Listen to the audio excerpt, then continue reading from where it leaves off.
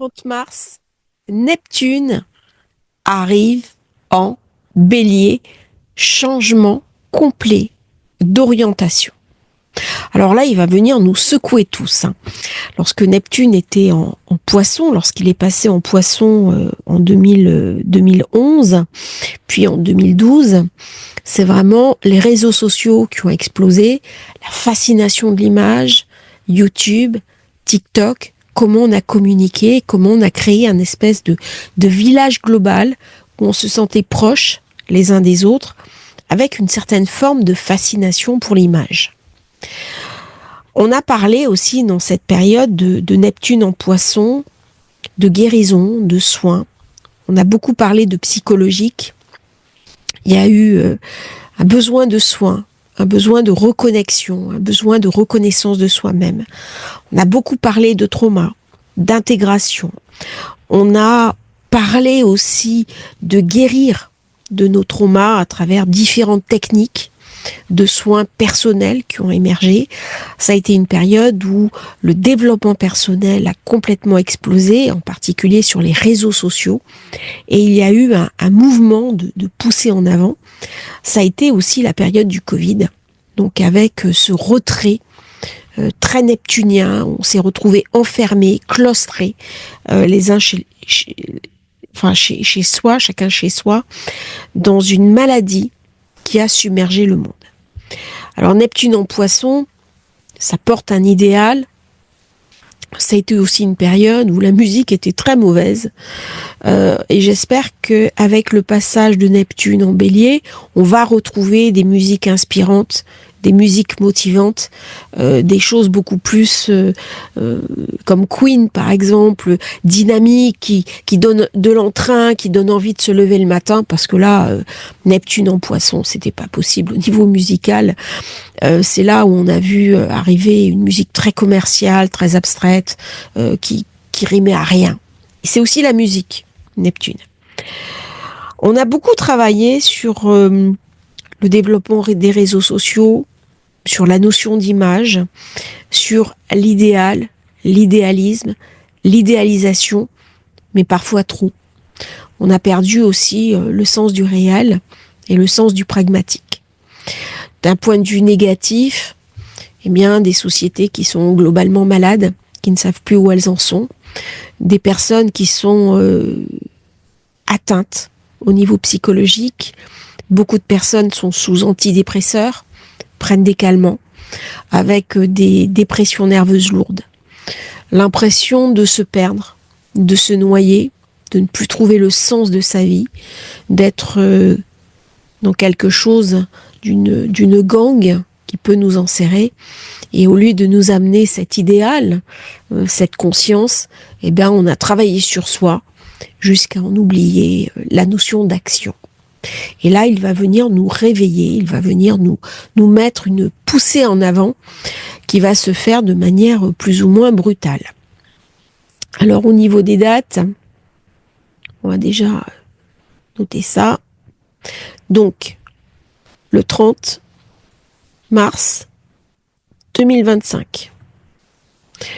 Retourne en Poisson le 23 octobre. Ça va nous permettre d'intégrer les énergies. Parce que ça va être brutal quand même. D'ailleurs, de quoi on parle au niveau de nos gouvernements? De réarmement. On parle de remettre au goût du jour le service militaire. On parle de valeurs qu'on pensait disparues de la sphère collective. C'est-à-dire, vous avez encore le discours Neptune en Poisson, avec la pensée positive, avec le secret, avec ma capacité à créer le monde que je veux, un petit peu comme si j'étais aussi dans ma toute-puissance d'enfant, c'est-à-dire mes rêves peuvent se concrétiser, oui, par le biais de mes efforts, par le biais de mon travail, par le biais de ma volonté, tout à fait. Mais simplement parce que je l'ai décidé, là on est quand même dans une forme d'illusion à soi-même. Et avec Neptune qui va passer en Bélier, on va être rattrapé par du pragmatisme. C'est Mars. Et Mars, il est dans l'action. 23 octobre, retour en Poisson, parce qu'on ne peut pas intégrer ce changement aussi vite. Et il revient définitivement dans le Bélier, 27 janvier 2026. 2026, c'est fini. On est dans le Bélier. Donc là, on est encore en 25. À partir de là, les valeurs, elles changent. Place au pragmatisme. Alors forcément, les énergies, elles vont totalement s'orienter différemment. Neptune, c'est la vision de l'idéal. C'est mettre en relation l'essentiel et la transmutation. On est dans la concrétude. Avec Neptune en Bélier, on rentre dans le mythe du héros. C'est le héros romantique. C'est le prince charmant. C'est le guerrier mythologique. C'est Jules César. Et avec le Bélier, ça vient me parler aussi du couteau. Mars tranche, il découpe. Le premier découpage que fait Mars, c'est de rompre le cordon ombilical. Et dès que j'ai affaire à des sociétés Bélier, il y a une coupure, il y a une césure. Il y a une forme aussi de cruauté dans le Bélier. Parce que je suis invitée à trancher avec quelque chose qui n'est plus d'actualité. Quand l'enfant vient au monde, eh bien, il y a la naissance, mais il y a aussi la coupure. Donc il y a une coupure originelle. Et c'est ça qu'on va venir me raconter dans ce Neptune en Bélier. Alors on va parler un petit peu du principe de Neptune en Bélier, et après on verra, au niveau de l'histoire, les leçons qu'il vient m'enseigner. Et dans le Poisson, eh bien il a ramené un immense besoin de se connaître soi-même. Mais j'avais aussi une identification très forte au collectif, aux valeurs collectives. Et si je ne pense pas dans la norme, je me fais rattraper par le collectif. Eh bien, dans le Bélier, ça va être l'inverse.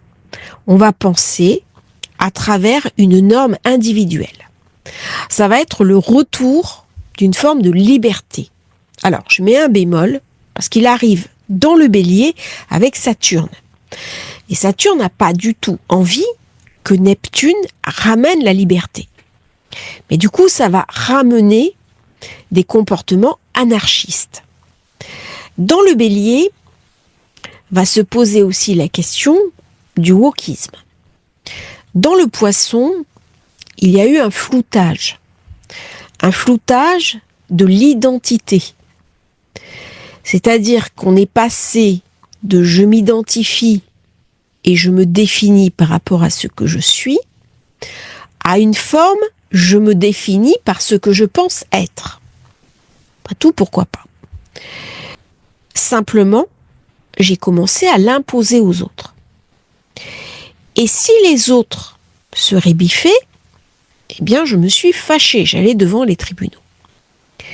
Et donc il y a eu une forme de floutage sur l'identité, sur ce que je suis, et sur ce que je suis au sens le plus profond de moi-même. Dans le Bélier, cette notion de yin et de yang va être beaucoup plus tranchée. Avec Facebook, qui était un des réseaux sociaux le plus universel, on a pris cette conscience d'un village global. Il y a une dissolution des frontières. Je n'ai plus de matrice protectrice. Je parle au monde. Je vois bien dans mes rendez-vous, j'ai des gens qui viennent de partout. D'Australie, de Singapour, des États-Unis, de l'île Maurice. Je les salue d'ailleurs au passage, de la Réunion, de Nouvelle-Calédonie, du Canada, bien sûr, d'Australie. Et tout ça fait que nous pensons le monde. Nous sommes le monde. Donc ça va créer des ouvertures. Et des ouvertures qui amènent une richesse. Mais ça va poser aussi la question, au plan national, de quelles sont mes frontières. Quelle est ma séparation? Est-ce que je suis dissous dans quelque chose d'universel? Ou est-ce que mon identité demande quand même quelque chose de clos? C'est ce qu'on voit aux États-Unis, où on remet en place des frontières avec la question de l'immigration. Alors, avec Neptune en Poisson, on a été dans une forme de guerre des idées. C'est-à-dire, il y a eu un espèce de conformisme. Alors, on avait passé du politiquement correct à un ordre social de la bien-pensance, mais pas uniquement économique. Au niveau mystique, c'est pareil. Si vous ne pensez pas comme on attend que vous pensiez, vous allez toujours avoir quelqu'un qui vient vous dire comment vous devez penser. Dans l'idée, c'est dérangeant. Parce que ça va à l'inverse de... Alors, je m'explique. À condition, bien sûr, de respecter un certain nombre de règles, qui sont le respect dû à l'autre, et puis des règles légales. Mais sinon, ma pensée, c'est ma pensée. Et c'est le cumul des pensées qui va créer la richesse. Au lieu de cela, on a uniformisé la pensée. Et donc, il ne peut plus y avoir d'émulsion mentale, il ne peut plus y avoir de créativité. Et dans Neptune en Bélier, on va retrouver un dynamisme, on va retrouver quelque chose qui va monter, comme à chaque fois qu'une planète arrive dans un nouveau signe. Et dans le Bélier, Neptune amène justement de l'innovation. Une des innovations très importantes de Neptune dans le Bélier, les travaux de Newton. Et chaque fois qu'on est dans le premier signe, il y a quelque chose d'une recréativité qui se met en place. Il y a quelque chose qui remonte. Il y a une effervescence nouvelle, d'autant que nous allons avoir Uranus dans le Gémeaux à ce moment-là, qui va ramener justement de l'effervescence, de la créativité et une grande production intellectuelle. Nous avons eu aussi l'explosion du mysticisme, besoin de reliance, d'aller chercher le sens de sa vie, d'aller exprimer quelque chose de sacré. Par contre, cette espèce de sacré s'est inscrit dans un processus très individuel. C'était centré sur nous-mêmes. Et ça ne nous a pas donné la force d'utiliser cette foi, d'utiliser ce mysticisme pour le tourner vers l'extérieur. C'est-à-dire, si j'ai la foi, si j'ai une conscience, eh bien, je suis invitée à l'exprimer dans le réel. Et de toute cette énergie que nous avons puisée dans le Poisson, eh bien, dans le Bélier, nous allons être invités à en faire quelque chose dans le concret, dans l'action, en nous engageant pour une cause, pour quelque chose qui fait sens, mais dans le réel. Il y a eu aussi dans le Poisson, bien entendu, le terrorisme. Le terrorisme islamique, avec l'État islamique, puisque la dernière fois c'était 2011-2012, moment de l'émergence de cet État islamique, le Bataclan, Charlie Hebdo, le Bardo, enfin tous les gros attentats qu'il y a eu, c'était tous les mouvements d'idéologie religieuse poussés à l'extrême. C'est aussi tous les mouvements conspirationnistes. Je sais, toi tu ne sais pas, et je te rééduque. Donc, j'en parlais, sur l'éducation de l'autre à la pensée. C'est comme ça aussi que se forment les dictatures.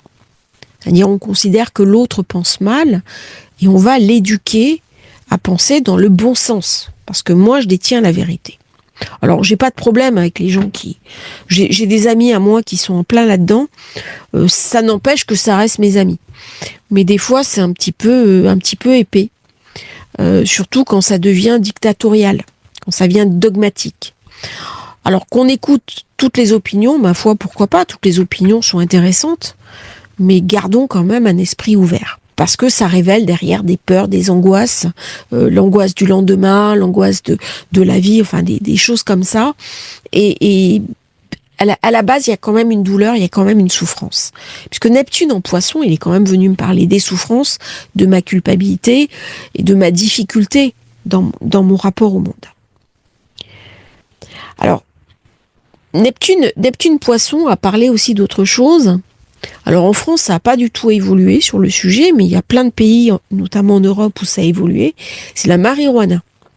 Donc on a commencé à cultiver de la marijuana médicale. À Malte, la consommation est légale. Au Canada, il y a possibilité de cultiver de manière légale la marijuana pour une application thérapeutique. Il y a aussi eu, dans cette période, une grande illusion, une grande mystification, j'ai presque envie de dire, avec des gens soi-disant compétents dans des domaines, et puis on s'aperçoit assez rapidement qu'on se berce. On n'est plus collé sur la compétence. Et dans le passage Neptune-Bélier, je crois que ça va être cruel pour certains si on n'a pas une compétence établie dans les propositions que l'on fait au groupe. Je m'explique. Sur les réseaux sociaux, il y a un certain nombre de personnes qui ont une bonne volonté. Mais il va y avoir une forme de tri entre ceux qui amènent une compétence et ceux qui se sont illusionnés et qui ont quelque part même manipulé. Je pense notamment des gourous de la bourse qui se disent compétents et puis en fait quand on écoute leur analyse, au bout de quelques mois, on s'aperçoit que ça tient pas la route. Donc on va démasquer les personnes. Et je crois que ce Neptune en Bélier va nous permettre de savoir qui est qui.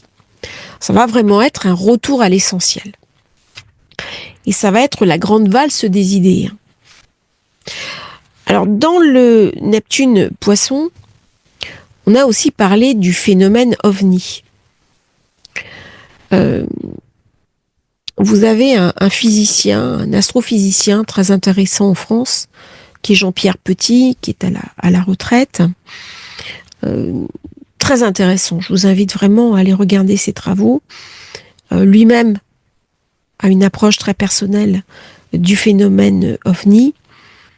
Il a été mis sur la touche au niveau CNRS. Il parle sur les réseaux sociaux. Et il est très écouté.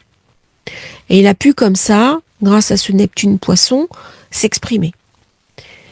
Vous avez un autre professeur, pareil, personnalité très qualifiée, mais en opposition à la doxa officielle, le professeur Raoult, eh bien maintenant qu'il est à la retraite, c'est peut-être encore pire parce que il écrit, il publie, il a une chaîne YouTube, il va chez Idriss Aberkane et donc on les écoute.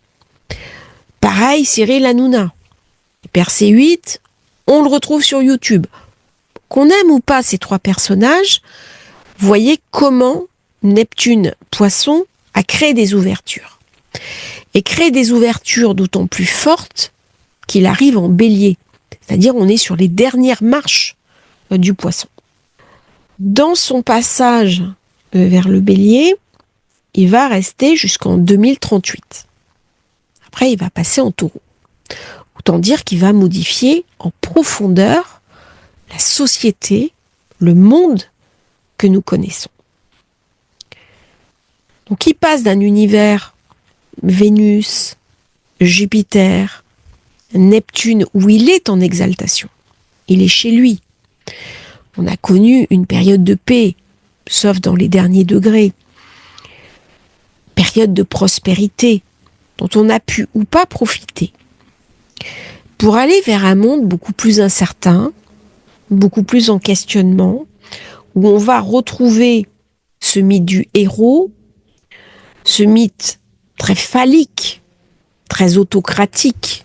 On va revenir aux grands empires. Parce que dès que je suis dans le Bélier, va se poser la question des grands empires. Jules César était né avec Neptune en Bélier. Et d'ailleurs, il a été assassiné. Et on retrouve bien ce côté Neptune sacrificiel. Parce que le couteau, c'est l'attaque. Et le Bélier, dans le monde antique, c'était les sacrifices. Quand vous avez une population marquée par le Bélier, on pratique le sacrifice, on tranche quelque chose. Et ce sacrifice fait référence aussi, le sacrifice de l'animal, à la première blessure, à la séparation du divin. On recrée quelque chose. Dans cette position, il y a quelque chose du pionnier, du découvreur, de l'aventurier. On amène un idéal au service de la poussée en avant.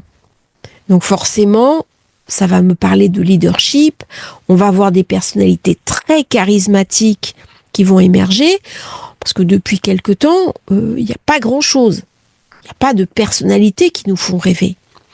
Il y avait dans le passé des artistes, des acteurs de cinéma, et même des politiques qui emportaient l'adhésion collective. Aujourd'hui, j'ai envie de dire, il n'y a plus de rêve. Des personnalités qui vont emporter une adhésion, mais presque un mythe, vont sortir. C'est Lincoln. Lincoln qui avait été élu sur les 26 degrés du Poisson. Personnalité complètement charismatique, qui a marqué l'histoire. Pas seulement par ses actes, mais aussi par sa personnalité, par son idéal. Et Neptune Bélier me ramène l'indépendance. Il me ramène la liberté. Il y a quelque chose qu'on ne peut pas me confisquer. Et là, on change les systèmes. Et alors, avec des grands empires qui veulent restreindre la liberté des populations, avec Saturne qui arrive en même temps, là, on est dans un choc. On est dans un refus. On est vraiment dans un tiraillement. Les populations qui ont soif de liberté, qui veulent s'émanciper, qui veulent se laisser la place, parce qu'elles ont appris leur identité dans le Poisson, maintenant elles veulent l'exprimer dans le Bélier, et au contraire, des groupes qui veulent contrôler la population pour des raisons idéologiques. Et là, c'est la fin des idéologies. Donc il va y avoir une crise d'émancipation. Et cette poussée en Bélier, c'est la liberté. Et forcément, il va y avoir des tiraillements, et ça peut aller jusqu'à des guerres civiles. C'est un petit peu ce que nous enseigne l'histoire d'ailleurs, de Neptune en Bélier. Alors, c'est un signe de feu. Et quand il va repasser dans le signe d'eau, eh ben, ça va faire bouillir un petit peu l'eau de la marmite.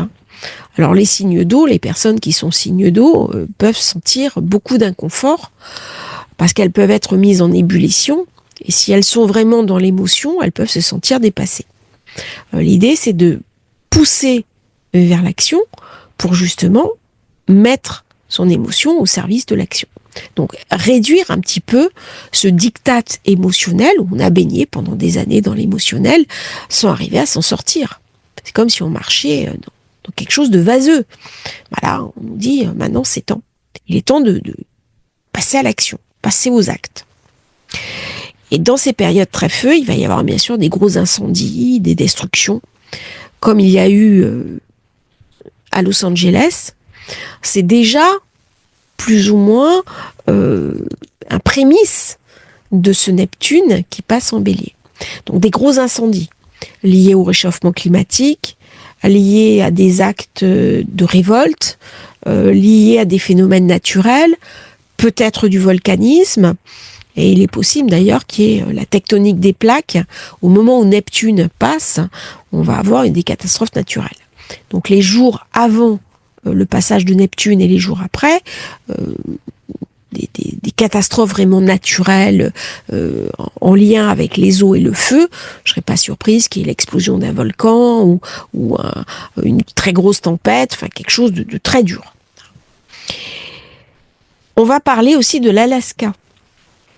L'Alaska qui est dominé par le Bélier, et dans cette période, il y aura des tensions entre la Russie et les États-Unis par rapport à la route du Nord. Avec le réchauffement climatique, la route du Nord va être ouverte puisqu'il va y avoir fonte des glaces. Alors d'une manière générale, Neptune Bélier, c'est aussi le réchauffement climatique. C'est-à-dire la température va monter. Peu importe ce qu'on en pense. C'est-à-dire, pour certains, l'origine est humaine, pour d'autres, non. C'est pas ça le débat. On voit bien que les températures montent. Dans cette montée des températures, on va quand même vers des conséquences climatiques, et notamment au niveau des océans, la montée des océans. Et là, durant cette période, on va le voir. On va voir qu'il y a des choses qui se passent et que malheureusement, il y a une forme d'emballement. Et Neptune, qui amène de la tension, qui amène des guerres, qui amène de la rivalité, notamment au niveau frontière, s'inscrit dans cette période. C'est-à-dire que là, on va voir vraiment les conséquences de ce réchauffement. Avec des populations qui vont devoir migrer et qui vont être mal accueillies par d'autres populations, et ça peut engendrer des guerres, ça peut engendrer des tensions. Alors, Neptune, Bélier, ramène le besoin d'autonomie, d'indépendance. Il ramène un besoin de conquête. Il ramène un besoin expansionniste. Il ramène aussi les grands États. Et avec Saturne, eh bien, on est dans le contrôle. Mais Saturne est affaibli. Donc il va vouloir contrôler la liberté. Et il va ramener des conflits avec l'autorité. Et quand j'ai Neptune qui est en Bélier, eh bien, des fois, j'ai des poussées de révolte populaire. C'est le temps des anarchistes. On va s'opposer à l'oppression. Donc si j'ai un système que je juge oppressif, eh bien il va y avoir des mouvements pour s'y opposer. Lorsque j'ai Saturne Bélier, ça me vient souvent me parler dans un thème personnel d'un rapport difficile avec l'autorité. Ça peut me parler aussi d'un père qui est très difficile, cassant, castrateur, voire violent. On va me parler d'autoritarisme et de systèmes supraétatiques qui peuvent, au lieu d'accepter la liberté de leur population, se refermer et mettre en place des quasi-dictatures, qui n'en porteront pas le nom, mais dans la réalité des faits, elles vont viser à restreindre le plus possible les libertés des personnes, qui seront exactement dans l'énergie inverse. Donc il y aura cassure, il y aura révolte, soulèvement, mais aussi départ, fuite, par Neptune. Il va y avoir des soulèvements contre l'oppresseur tyrannique.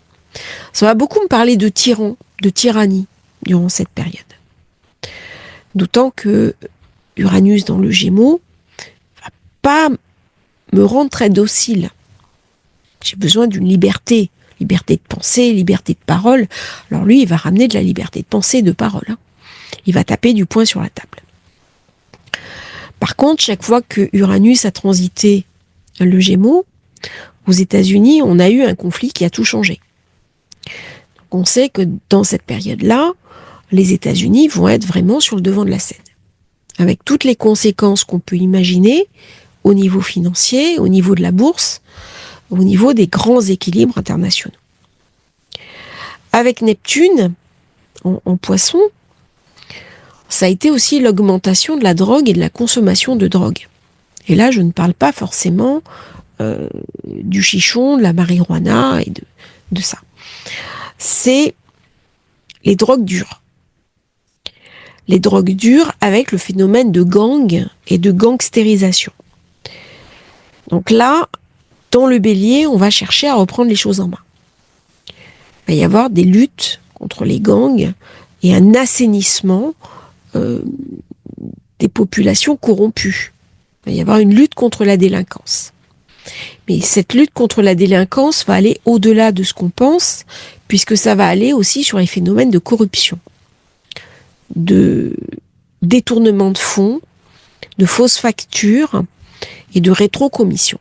Donc là, je pense qu'il va y avoir, au moment du passage, des scandales qui vont sortir par rapport à des pots de vin qui concernent des politiques.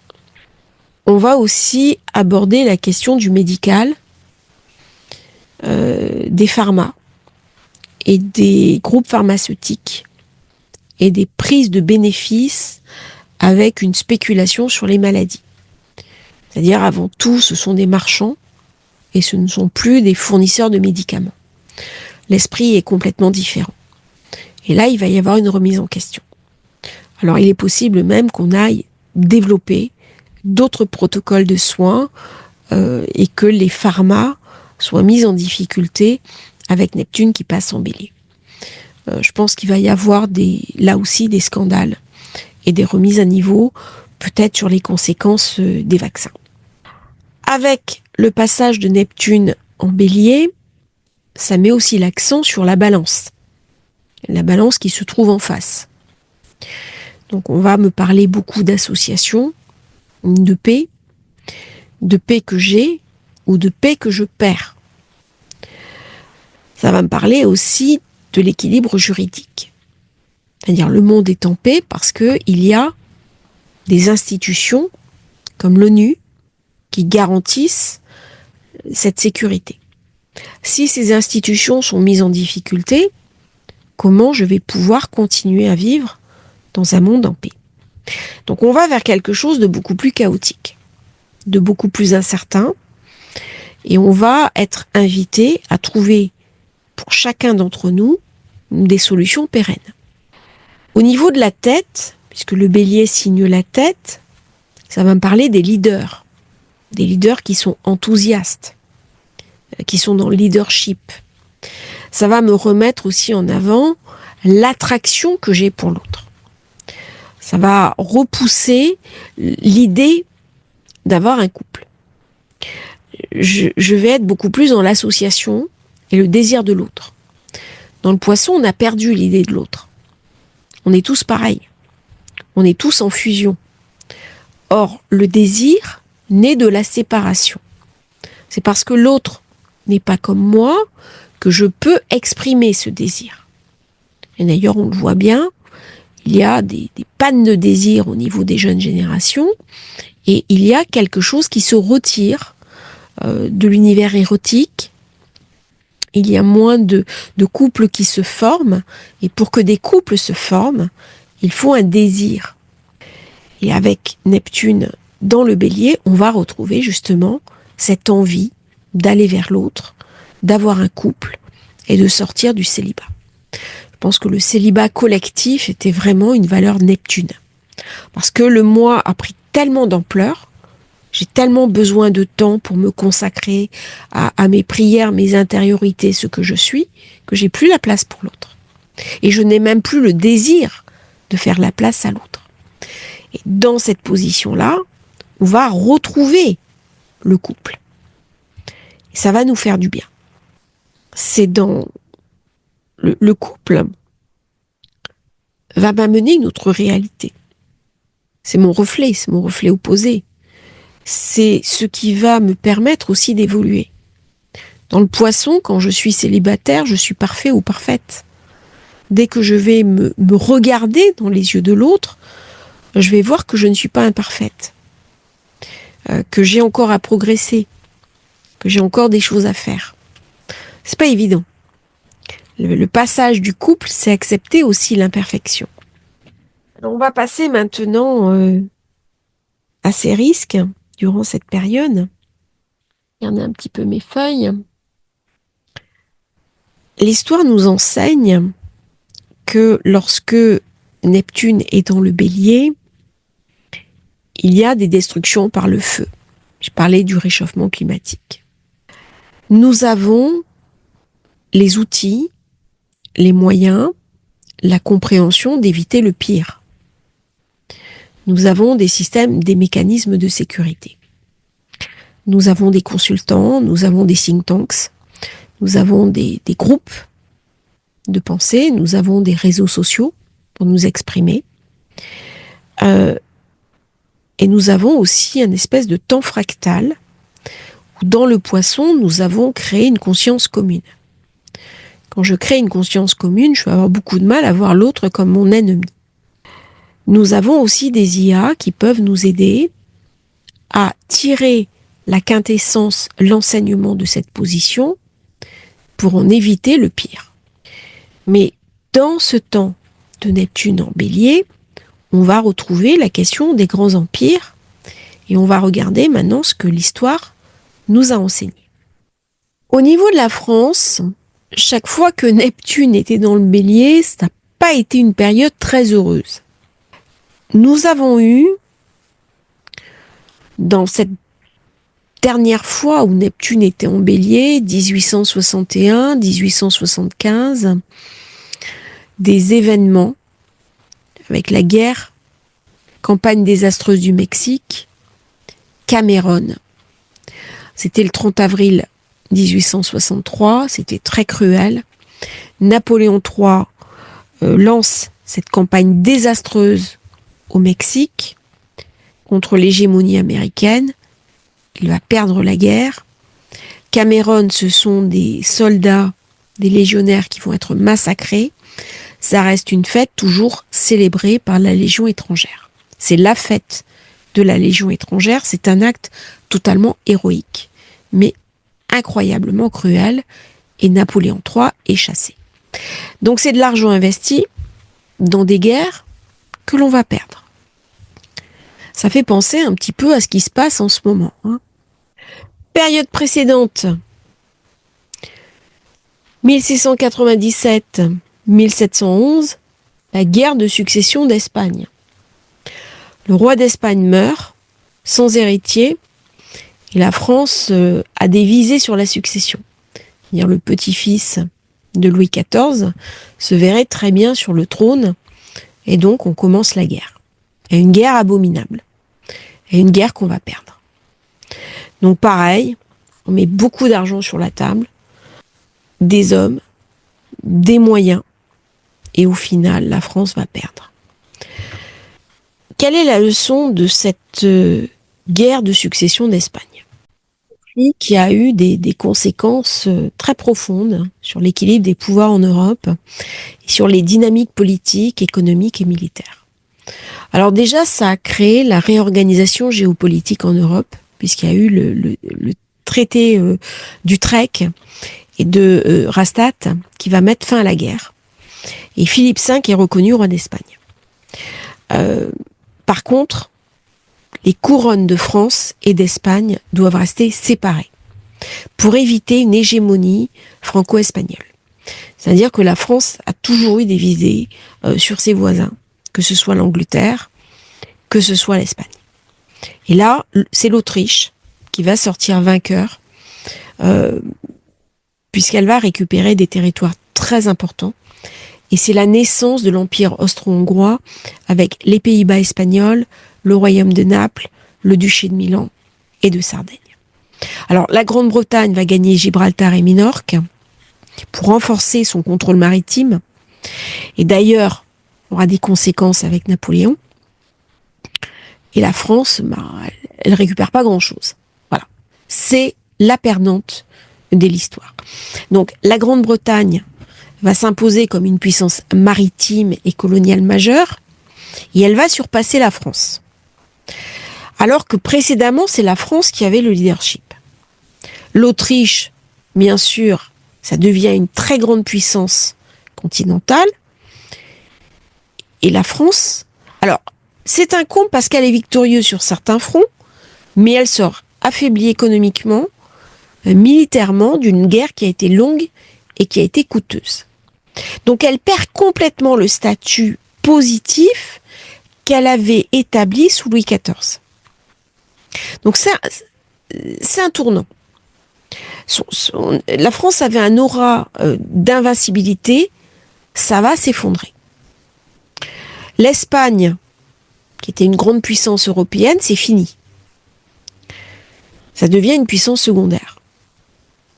Et par contre, ça va marquer l'émergence d'un concept moderne d'équilibre des puissances qui va devenir un principe central dans la diplomatie européenne pour éviter qu'une seule nation puisse dominer le continent. Alors, voyez un petit peu comment cette diplomatie est toujours valable à l'heure actuelle. Avec Neptune, on est dans des choses au long cours. On n'est pas sur de l'instantané. On marque l'histoire. Par contre, les conséquences, elles sont désastreuses. C'est-à-dire, 400 000, on est entre 400 000 et 700 000 morts, des destructions massives, les finances publiques, c'est une catastrophe. Bref, ça a redessiné complètement la carte politique de l'Europe, tout en affaiblissant les anciennes puissances. Les gagnants, ça a été l'Angleterre et l'Autriche. Qu'est-ce qui s'est passé la fois suivante? C'est l'élection de Lincoln. Guerre de sécession. Alors bien sûr, in fine, ça va amener à des choses très positives, qui est l'abolition de l'esclavage aux États-Unis, qui reflète parfaitement l'énergie de liberté, de changement de Neptune en Bélier. Mais le prix a été très lourd au niveau humain. Très très dur.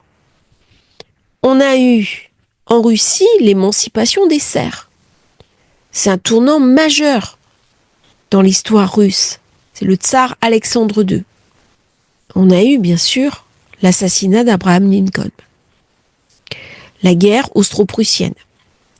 Avec une guerre terrible. On a eu la guerre de Boshin au Japon, qui était une guerre civile, qui a mis fin au shogunat et qui marque la fondation de l'Empire japonais. Et régulièrement, avec Neptune dans le Bélier, nous avons des guerres civiles. En France, nous avons eu la Commune de Paris, avec Louise Michel, avec cette volonté d'indépendance, d'autonomie, et qui a fini dans le sang, avec l'armée de Thiers qui a marché sur Paris. Unification de l'Allemagne, j'ai parlé des grands empires. À la suite de la guerre franco-prussienne, eh bien, l'empire allemand est proclamé. Et on crée, bien sûr, le terreau de l'histoire où vont naître les deux guerres mondiales. Grande dépression, avec une crise économique qui va affecter l'Europe. Alors, tout n'est pas négatif, tout n'est pas cruel, et comme je dis, il y a quand même des choses passionnantes, comme l'ouverture du canal de Suez, qui va relier la mer Méditerranée à la mer Rouge, et qui va révolutionner complètement le commerce maritime international. Une période dure, mais une période passionnante au niveau des événements, avec des mouvements sociaux importants qui vont repousser les limites sociales pour explorer des nouvelles idées. Le féminisme, qui naît aussi durant cette période, des mouvements spirituels, religieux, qui ont donné naissance à une nouvelle conception de l'influence de Neptune sur l'exploration mystique, métaphysique. Naissance Neptune-Poisson, et donc il a commencé à exercer quand Neptune était en Bélier. C'est aussi Gandhi qui est né Neptune en Bélier. Un renouveau, une conquête, un désir d'autonomie, d'autonomisation. Il y a quelque chose dans ce Neptune Bélier d'un renouveau, d'une espérance. Alors certains sont un petit peu inquiets parce que c'est vrai que le prix à payer dans le passé a été assez cruel. Il y a eu beaucoup de morts avec cette campagne désastreuse du Mexique, avec l'unification des différents pays, avec cette guerre aussi qu'il y a eu en Espagne. Mais nous avons des outils, le temps a changé et surtout les risques ne sont plus les mêmes. C'est-à-dire que une déflagration mondiale voudrait forcément dire le feu nucléaire. Et les grands empires ne sont pas prêts à ça. Alors, je sais que dans certaines techniques astrologiques, on parle clairement d'une guerre 2025-2026. Ce n'est pas quelque chose que je confirme au niveau des courbes, et en particulier des courbes de Barbeau. Barbeau est un très grand astrologue qui est décédé, qui avait travaillé sur les cycles. Et pour lui, il n'y avait pas de guerre mondiale en ce moment, dans cette période. Alors peut-être plus tard, mais dans les 2025-2026, lui ne voyait pas de guerre mondiale. Alors on va regarder un petit peu ce qui se passe, mais il y a un véritable avertissement. L'avertissement, c'est le feu. Le feu, je ne peux pas m'en rendre maître. Le feu me demande une grande humilité. Et si je suis humble par rapport au feu, je vais arriver à dépasser le cadre. Est-ce que tous les pays vont accepter cette prise de conscience qu'on ne peut pas se comporter n'importe comment en fonction des armes que l'on possède? Eh bien, c'est une des leçons que Neptune va amener. C'est-à-dire, avant, il y avait beaucoup de morts, c'était cruel, c'était abominable, mais la génération suivante pouvait dépasser. Si on commence à polluer la terre avec des armes, eh bien, la vie sur Terre ne sera plus possible. Et nous allons nous-mêmes nous autodétruire. Donc il y a un moment donné, je pense qu'on va être raisonnable et qu'on va quand même mesurer les armes qu'on va sortir. C'est ce qui s'est passé d'ailleurs dans le conflit avec l'Ukraine. Même si c'est dévastateur, même si c'est terrible, on est resté dans quelque chose de conventionnel. On n'a pas basculé dans un univers irrémédiable. Donc c'est ça un petit peu la question que va poser au niveau des conflits, parce qu'il y en a toujours. Peu importe Neptune où il se trouve, il y a toujours des conflits sporadiques à tel ou tel endroit du monde. Simplement, il se déplace. Et là, cette question va être posée. Une autre question qui va être posée, c'est chaque fois que Uranus arrive dans le Gémeaux, les États-Unis sont secoués. Donc forcément, ils vont être concernés. La France, dans le Bélier, perd de sa superbe. Elle recule sur son influence diplomatique au niveau international. Et on voit bien que c'est ce qui se passe en ce moment. Et ça va créer un renouveau. C'est-à-dire, ça va créer une réaction pour ne pas perdre le leadership. Et c'est comme ça que s'inscrit l'histoire à chaque fois.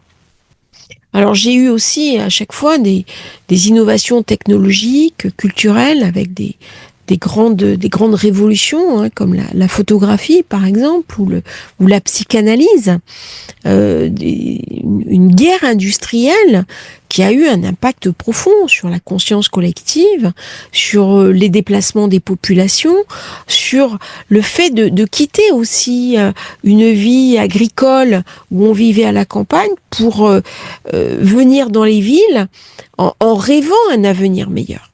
Dès qu'il y a un déplacement collectif de population, à l'origine, il y a un rêve. Il y a un rêve à partager. Ça a mené des idéaux collectifs. Ça amène toujours des paradigmes spirituels, mais réalistes. On n'est pas dans quelque chose de brumeux, de perché.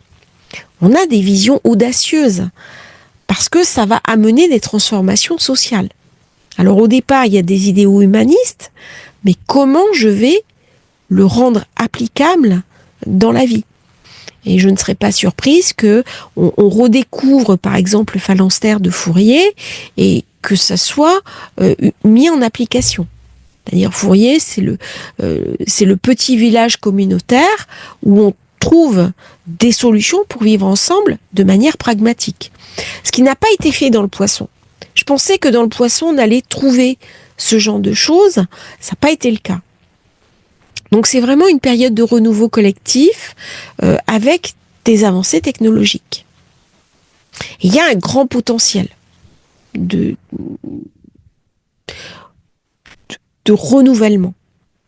Il va y avoir beaucoup de créativité, d'innovation et une autre manière de penser notre spiritualité.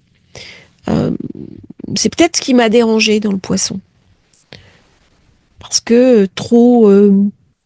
Alors, penser à soi, c'est pas un problème. Parce qu'on a besoin de guérir. Mais à un moment donné, lorsque la guérison devient sans fin, on n'aboutit plus. C'est le serpent qui se mord la queue, c'est l'ouroboros. Et à un moment donné, ça devient presque de la souffrance. C'est-à-dire, j'ouvre une porte, derrière, il y a encore une porte. Et je vois bien dans certaines techniques de développement personnel, où moi, j'ai amené à chaque fois ma patte personnelle pour aboutir. Et le bélier, il aboutit. Il va à l'essentiel. Alors que le poisson, eh ben, il est très content de nager dans les eaux d'en bas et il n'a pas du tout envie d'aboutir. Donc il y a une partie du poisson qui n'a pas envie de guérir. Et du coup, ça ramène du désespoir. Et on a des sociétés qui sont très abîmées, qui sont endommagées, qui sont dans une forme de désespérance, avec de la déprime, de la dépression, du burn-out, et il n'y a pas d'issue. Il n'y a pas d'issue. Parce que le Neptune masque quelque chose. Alors c'est aussi l'importance du financier, de la finance internationale qui est devenue folle. Ça, c'est le poisson. Dans le bélier, il va y avoir des stops qui vont être mis. Donc voilà un petit peu le premier brossage de Neptune en bélier. On va en reparler, vous allez avoir d'autres vidéos sur le sujet, mais c'était intéressant déjà d'avoir un premier balayage au niveau de l'histoire, au niveau de la sensibilité, et de voir qu'est-ce que ça va amener collectivement, individuellement, mais c'est un passage qui va beaucoup nous secouer et amener des événements brusques dans les jours d'avant, dans les jours d'après, en termes de géopolitique, en termes de destruction atmosphérique. Alors je pense à des événements climatiques très importants. Tempête, tsunami, volcan, tout ça, ça crée une dynamique. Quand vous avez un changement de ce type, ça amène beaucoup d'énergie, de la tension dans l'air, et la tension, elle s'évacue d'une manière ou d'une autre. C'est des phénomènes météorologiques qui sont coutumiers, hein, c'est pas, il y a rien de enfin là on n'est même pas dans du prédictif, on est dans des analyses, on connaît les datas, on sait très bien comment ça se passe. Alors bien sûr, les populations qui subissent ça, c'est très dur pour elles. Hein. C'est très très dur. Mais c'est comme ça aussi que la Terre se renouvelle, qu'elle surréagit. Donc j'espère que cette vidéo vous aura intéressé. Ne développez pas de l'anxiété astrologique, hein, c'est pas le but.